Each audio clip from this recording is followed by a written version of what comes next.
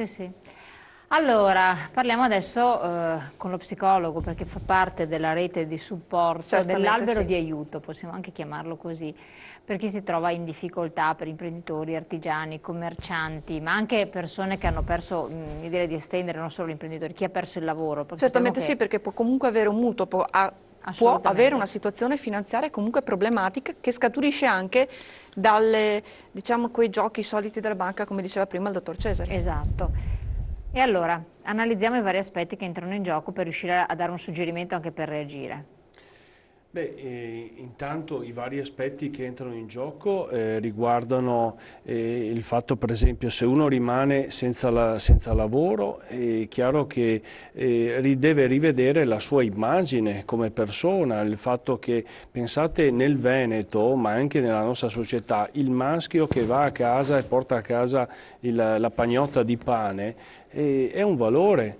E quindi per un uomo è molto difficile andare a casa e dire non ho più un lavoro. Se torniamo però all'aspetto dell'imprenditore, che è il caso di Ravazzolo, che sono contento che abbia avuto quei 5 minuti per voler bene a se stesso, cioè dire in fondo io posso avere ancora una chance. Allora, sicuramente quando tu ti trovi a aver costruito un'azienda, averla portata avanti, sei stimato, a un certo punto quando non ce la fai più cominci a perdere la tua autostima, ti vedi assolutamente non in grado di reggere la tua immagine e non solo, cominci anche a pensare che è colpa tua se non ce la fai.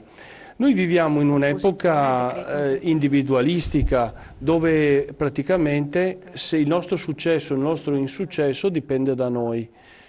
Però ecco, questo quando abbiamo un insuccesso, allora dobbiamo pensare che il fatto di farsi fuori non è l'unica strada. Non è l'unica strada perché possiamo cominciare invece ed è il lavoro che si può fare con lo psicologo, a rivedere qual è la situazione, capire quali sono gli elementi che entrano in gioco, vedere quali sono le alternative. Quindi lo psicologo offre questa possibilità all'imprenditore di analizzare la situazione.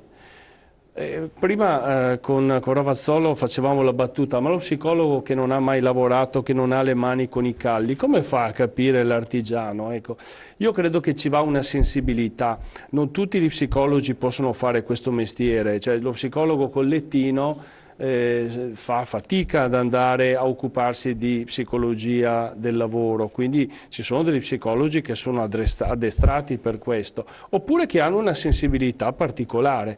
Ecco, io credo che nella relazione d'aiuto ci sia prima una relazione umana. Ecco, quando noi dobbiamo accogliere, va accolta la persona, va consolata. Io non devo spiegare niente, non devo dire cosa deve fare un imprenditore, devo aiutarlo a fargli ritrovare la sicurezza in se stesso, poter valutare quali sono le alternative, evitare che lui veda la sua immagine solo negativa e che cominci invece a intravedere degli spiragli.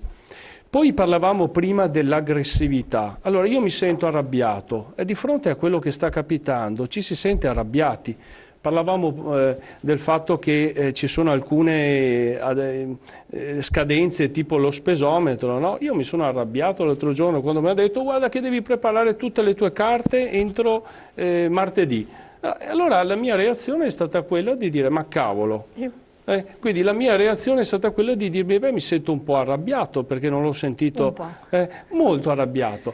Allora la rabbia può essere... psicologica ulteriore. Sì, si mantiene calmo solo per quello, sa come autogestirsi. La rabbia può essere che io dica bene, sono stato il solito scemo, che arriva all'ultimo momento, che non fa le cose fatte bene, oppure posso ascoltare la mia emozione e cominciare a dire cosa posso fare. Ecco, se io sento l'emozione della rabbia, dobbiamo dire che la rabbia è energia vitale, la rabbia non è... Articolo 54. Ecco, cioè? Pago Sagoiskei. Pago Sagoiskei. Quindi io faccio un'analisi, ascolto la mia rabbia e dico adesso prendo una decisione in base a quello che io valuto la realtà, poi decido come comportarmi, farò delle iniziative. Ecco, questa è la cosa importante. La rabbia io la posso agire anche all'esterno, ovviamente, perché se l'agisco verso di me posso creare depressione, posso creare un senso di sconforto e quindi mi ammalo. Sì, ecco, l'importante è che uno non la rivolga nei confronti di innocenti, cioè Esatto. la moglie, magari i figli, Esatto. No? Siccome ci sono questo è il casi, rischio. purtroppo questo è il problema, meglio indirizzarla in modo esterno, però... Ecco, però sulla rabbia, vedete, il rischio che qualche volta uno può fare, la rabbia quando diventa distruttiva verso di noi e quindi con il suicidio verso gli altri, quindi andiamo a fare dei danni agli altri, non è positiva. Quindi la rabbia deve diventare invece un'energia che mi permette di usare la mia intelligenza, di farmi aiutare e trovare delle soluzioni, perché le soluzioni ci sono. Solo che a volte non abbiamo la consapevolezza di quali siano le soluzioni, ma ci sono. Forse anche a volte basterebbe, prima di arrivare a una rabbia che possa creare problematica forte, ad esempio lui parlava di avevo male ai denti.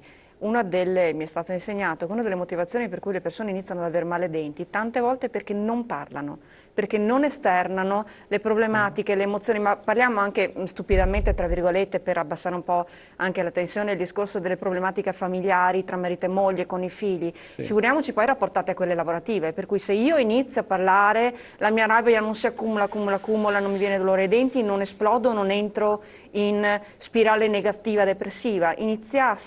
Venissi anche educato dalla società di oggi anche a non pensare solo al mio orticello perché sono veneto e quindi guardo solo là e non penso a un insieme e non butto fuori, tante cose molto probabilmente si prenderebbero molto prima, si otterrebbero molto prima e si eviterebbero anche. In una società dove quello che conta è l'immagine, è l'apparire e non l'essere, perché qui... È lì l'errore fondamentale. È lì l'errore fondamentale, dove l'essere è messo da parte, non viene valorizzato. E invece l'amor proprio non è egoismo. Tutto apparire, tutto apparire, tutto apparire. Se tu hai raggiunto un determinato bene sociale e questo bene sociale piano piano ti viene roso sotto, tu impazzisci, diventi e non ti chiudi in te stesso, allora ti chiudi sempre più in te stesso perché hai paura di scivolare e di andare a dire a qualcuno guarda che io dovrei vendere la Porsche perché non ce la faccio più. E la problematica però, perdi un bene materiale, ma quello che realmente stai perdendo sei te stesso. L'amore per te stesso, molte volte anche il fatto di penso a me perché mi dedico quei 5 minuti, vado a fare sport e butto fuori la rabbia, vado a fare spinning, vado a fare qualsiasi cosa per buttare fuori tutto l'odio, tutta la rabbia, tutte le problematiche che ho. Esatto, urlo all'esterno non è egoismo, è amor proprio, è difesa della persona. Assolutamente. Una telefonata, pronto? Pronto? Pronto? Volevo dire la mia. Sì, dica. Io credo che uno dei problemi degli imprenditori sia anche una mania di grandezza che si è assunta poi negli ultimi anni, specialmente una cultura nel Veneto, dove si diceva amico ho fatto così, amico ho fatto amico ho fatto tanti capitai, io ho fatto qua, io ho fatto là. C'è sempre stata questa mentalità agricola che uno era importante non per l'essere, ma per l'avere. E oggi, trovandosi ad avere molto meno ed essendo entrati in una crisi mondiale dove non possono più essere quello che loro si sono creati come cultura, oggi basta un niente per non avere più il coraggio loro di andare a chiedere un lavoro, perché sono quelli che spesso volentieri in passato dicevano io l'operaio non lo farei mai, io il dipendente non lo farei mai, piuttosto che fare il dipendente mi ammazzo. E oggi forse, avendo durato e coltivato questo tipo di cultura per anni, per loro è molto più difficile che per un dipendente che perde il lavoro, che dice alzo i tacchi e vado in un'altra città, poco ho da perdere ma basta che comunque in qualche maniera mangio. Cioè la mentalità delle nostre zone è veramente, a mio avviso, molto critica quando uno perde il lavoro. Grazie, questo è quanto volevo dire. Grazie del suo intervento, dottore. Sì, questo... Ci sono degli aspetti interessanti che ha fatto emergere, cioè semplicizzando al massimo la figura dell'imprenditore, del piccolo imprenditore nordestino è faccio tutto cioè tra virgolette mutuato in modo dialettale, e in azienda so occuparmi di tutto quanto, metto il naso dappertutto perché so farlo. Il delegare è una fatica pazzesca, il fidarsi eccetera, che da un lato è stato un aspetto estremamente positivo, però è stato poi anche il quid che ha impedito il classico passaggio generazionale, che è fallito e che poi adesso ha messo in crisi il sistema e mette in crisi la persona, perché so fare tutto io, faccio tutto io, se poi questo non so farlo vuol dire che, scusatemi il termine, mi somona, cioè, ecco, questa è la cosa che uno innesca nella testa, no? E forse questo quanto intendeva dire, semplicizzando il nostro telespettatore che ha analizzato alcuni aspetti. Il dipendente magari la vede diversamente, cioè a meno che non abbia situazioni proprie, perché non è colpa sua, era dipendente dell'impresa, cosa doveva fare? Lavorava, appunto.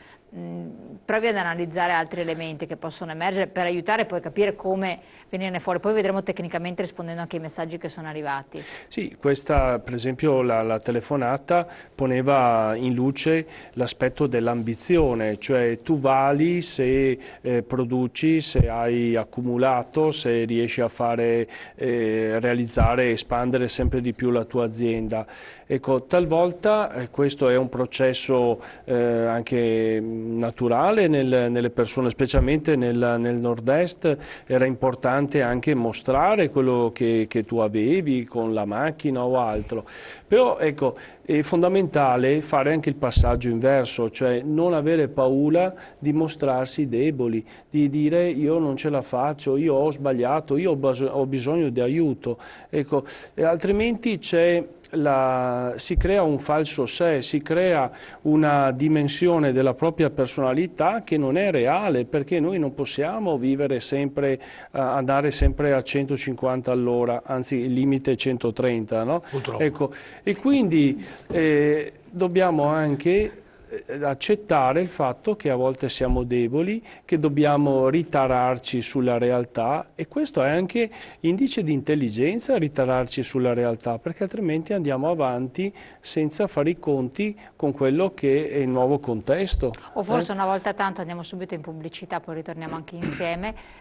Farsi aiutare finché sei in tempo. Esatto. Magari quando si vede che la situazione inizia a degenerare. È difficile. Lo so che è difficile, però se non lo si è mai fatto neanche in passato, quando uno voleva fare tutto e le cose andavano bene. E ho risolto tanti problemi? Esatto, però non sempre si può risolvere. Vuoi che non tutto. ce la faccia adesso? Bravissimo, però finché sei in tempo che il lavoro per voi poi diventa più semplice. Sì, bisogna anche riconoscere e ricordarsi che non si può essere dappertutto, non si possono fare tutti i lavori, non si possono sapere tutte le cose in relazione a tutte le problematiche, altrimenti non avremo bisogno di psicologi, di persone al governo, di fiscalisti, non avremo bisogno di nessuno, faremo tutto quanto da solo. No, ringraziando Dio siamo umani, non siamo divini. Detto questo andiamo subito in pubblicità, poi torniamo con voi.